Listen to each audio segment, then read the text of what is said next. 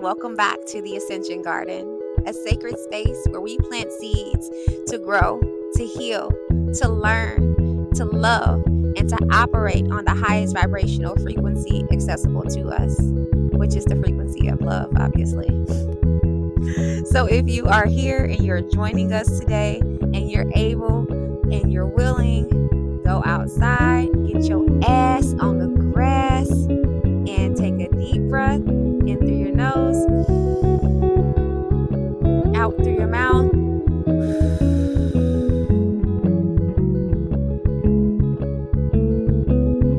And when you're ready, let's grow.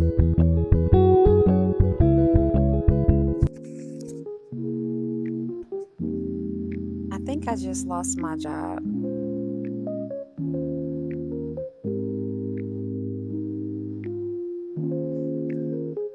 And it wasn't for the reasons that you may be thinking.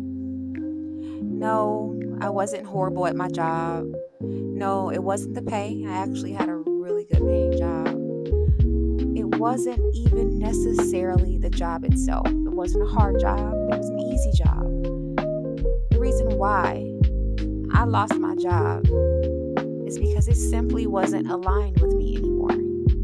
It wasn't aligned with my intentions. My frequency and my vibration has shifted, and I simply outgrew the timeline.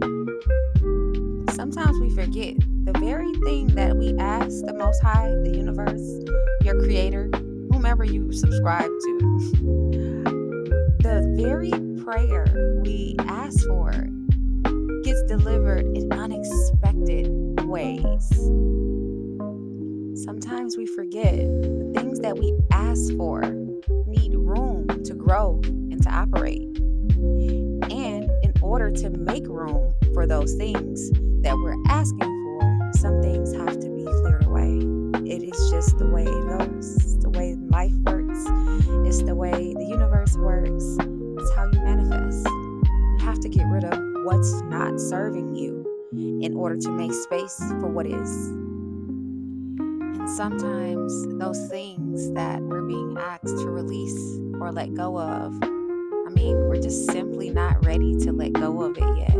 Sometimes we hold on to things that we don't need, that have expired, that we have already learned lessons, the necessary lessons, and that we can't receive anything else from.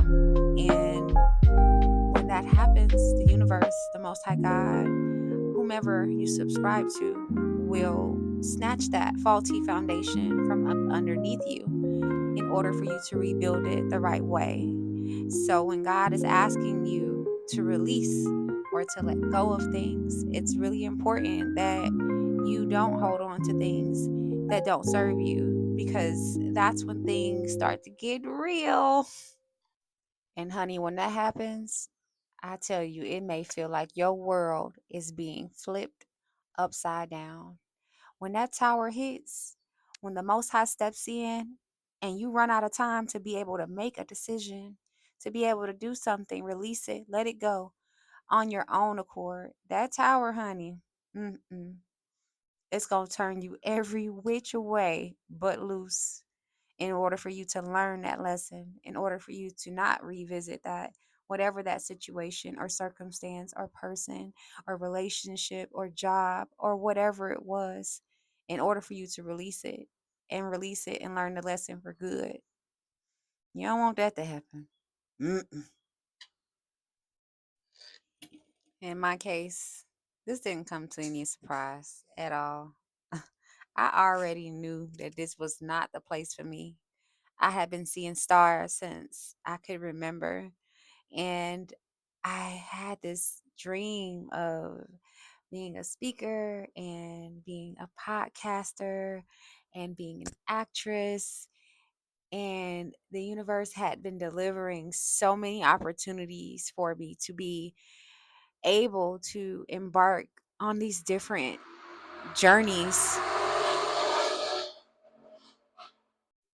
But when divine timing hits, honey, when the divine intervention takes place, it could feel like somebody knocked the stars about you. You could be feeling dazed. You could be feeling like you just don't know which way to go. It could be feeling dark. It could be feeling lost. You could be feeling all of these emotions, fear of the unknown, uncertainty, shame, disappointment, frustration. These are all low vibrational frequencies. These are low vibrational emotions.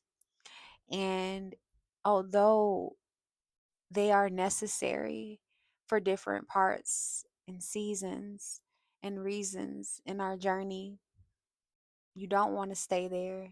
You don't want to stay stuck there. And for me, this particular position that I lost or that is fleeting, um, it lowered my frequency to the point of anger and shame and disappointment and regret while I was working there. So I believe truly in my heart of hearts that the Most High God removed me in order to help me to stabilize my frequency on a higher vibrational timeline. Emotion is just our energy in motion, hence the word motion. Get it? All energy is frequency, and all frequencies carry information. And frequencies such as fear, hate, shame, doubt, discouragement, victimization, um, anger, control, all of those low vibrational um, emotions operate on a lower, slower, more dense, more heavy frequency, which is why when you are feeling those emotions, when you're feeling those feelings, you may notice that it's harder for you to manifest. You may notice that things just don't seem to work out for you the way that they normally do.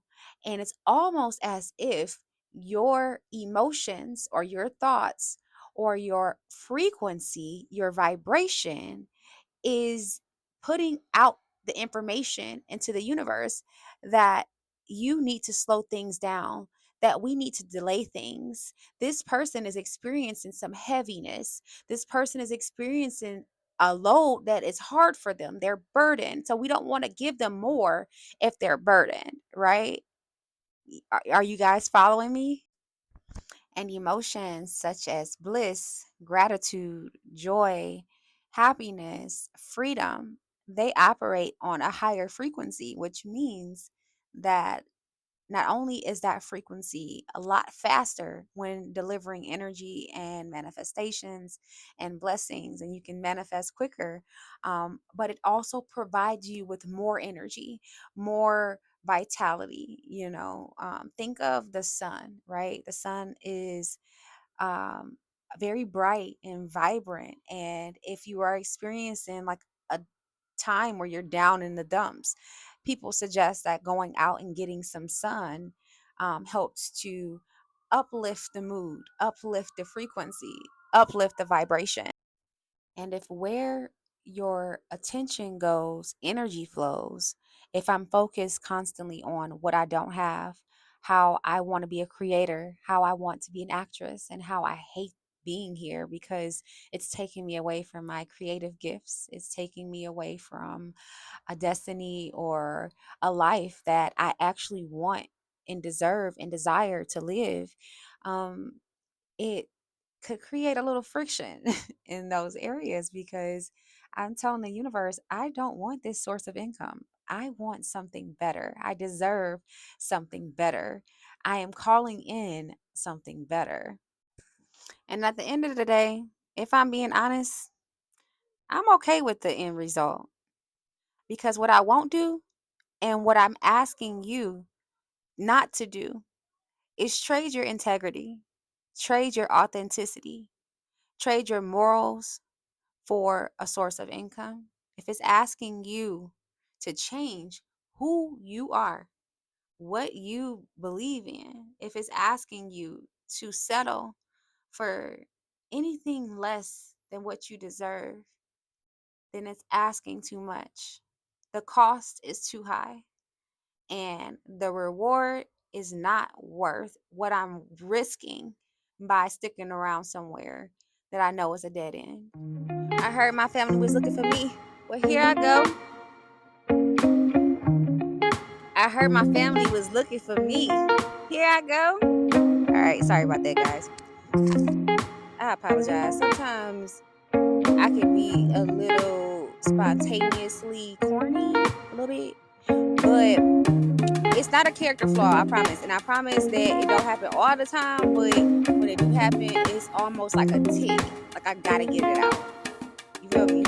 But anyway, it's neither here nor there. Today in the Ascension Garden, we're gonna be talking about this little overlooked and underestimated herb, but what some may view as a pest, okay, or a weed, or something that we don't necessarily want in the yard, right? But this right here is gonna blow your mind. Now, white clover has been used for many, many years in folk magic and herbalism, mainly for its protection properties.